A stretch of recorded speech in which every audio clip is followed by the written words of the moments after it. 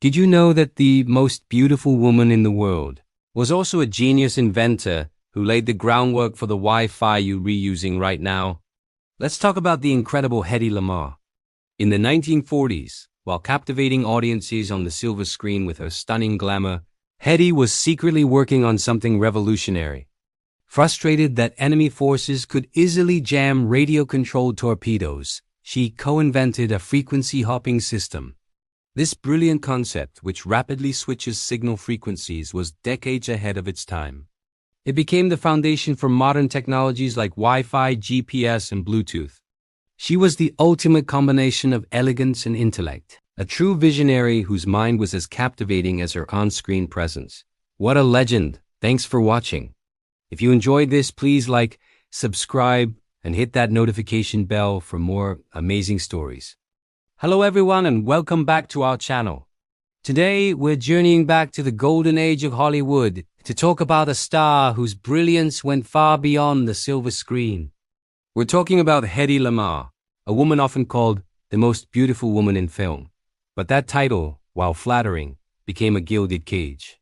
It was a label that led the world to overlook her most groundbreaking contribution, a form of intellectual bullying that tried to keep her in a box. So, how did a Hollywood icon become a secret inventor who laid the groundwork for the Wi-Fi and Bluetooth we use every single day? Let's dive in.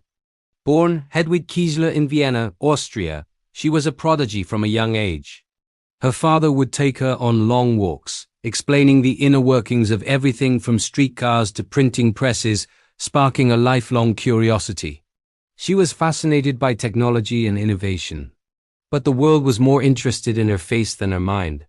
Her early film career in Europe was scandalous, and seeking to escape both a controlling husband and the growing threat of war, she made her way to Hollywood.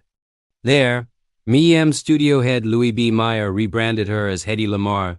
She was an instant sensation. Audiences were captivated by her exotic allure and on-screen presence. She starred alongside the biggest names of the era, like Clark Gable and Spencer Tracy. But behind the glamorous facade, Hedy was profoundly bored. She found the Hollywood party scene tedious and the roles she was given, often playing a beautiful, mysterious object of desire, intellectually stifling. She once famously said, "Any girl can be glamorous. All you have to do is stand still and look stupid." This was the core of the bullying she faced. It wasn't playground taunts. It was a systemic, cultural dismissal of her intellect. The industry, and by extension the public, saw her beauty and immediately concluded that was all she had to offer. They couldn't reconcile the idea of a glamorous movie star also being a brilliant inventor. She was constantly patronized, her ideas dismissed as a quaint hobby. Imagine having a mind capable of changing the world, but everyone around you only wants to talk about your cheekbones. That's a lonely and frustrating place to be. But Hedy refused to be just a pretty face. In her downtime, she didn't just attend parties. She set up a drafting table in her trailer. She was an inventor at heart. She worked on ideas ranging from a tablet that would dissolve in water to create a carbonated drink to improved aircraft designs. She was friends with the eccentric and brilliant Howard Hughes, who so valued her mind that he gave her access to his team of engineers. She studied their methods, absorbed everything, and applied her own unique ingenuity to the problems she saw. Then World War II broke out, and Hedy was determined to do more than just sell war bonds. The grim reality of the war hit close to home. She was horrified to hear about German U-boats sinking passenger ships, including one carrying evacuated children. The problem, as she saw it, was that radio-controlled torpedoes were too easy to jam. If an enemy could figure out the frequency the torpedo was being guided on, they could broadcast a powerful signal on that same frequency, throwing it off course. This is where her genius truly ignited. Late one night, she was tinkering with an idea alongside her friend, the avant-garde composer George Antheil.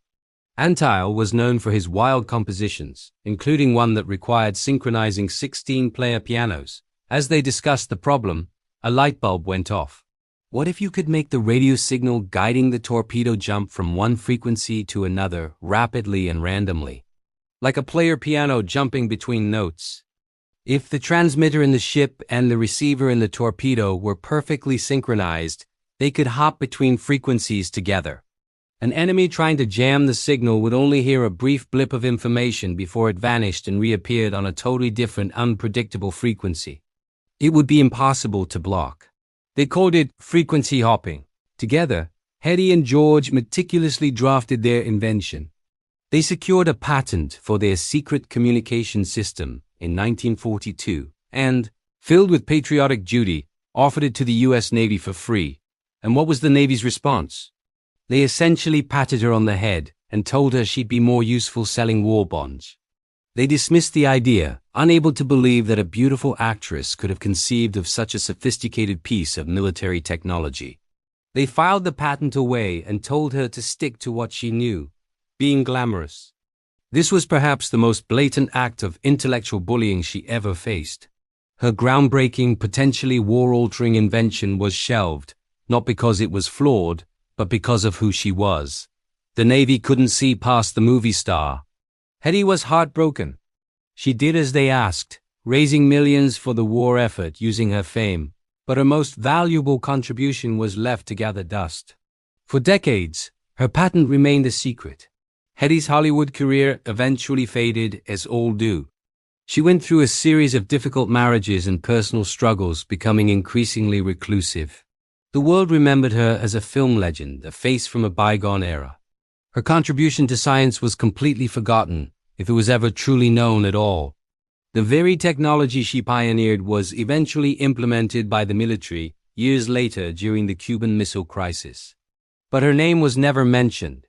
It wasn't until the late 1990s, as the digital age dawned, that her story began to resurface. The core principles of her frequency-hopping invention became the foundation for modern spread-spectrum technology. This is the technology that underpins so much of our connected world.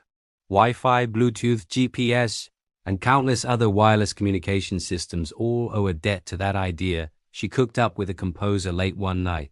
Finally, in 1997, Hedy Lamarr received some long-overdue recognition. The Electronic Frontier Foundation honored her and George Antheil for their contribution. When they called to tell her about the award, her response was classic Hetty. She simply said, "Well, it's about time."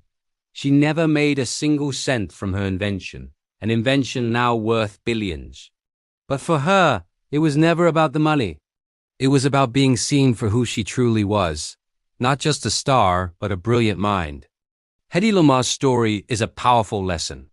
It teaches us about the danger of stereotypes and the quiet cruelty of intellectual bullying. It's a reminder to never judge a person by their appearance, their job, or the box society tries to put them in.